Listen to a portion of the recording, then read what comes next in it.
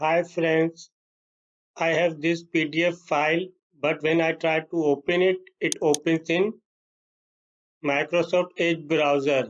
So how you can change to open in Adobe Reader, because I also install Adobe Reader, but it continue to open in Microsoft Edge. For that, right click on the file and then click on properties.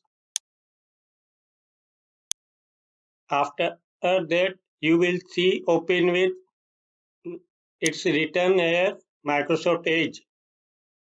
Just click on change and then select the app in which you want to open this PDF file. In my case, I want to open in Adobe Reader. Then click on OK. Then click on apply and then on OK. Now as you see, this file open in Adobe Reader. So through this you can change default app for a PDF file in Windows. Thanks for watching.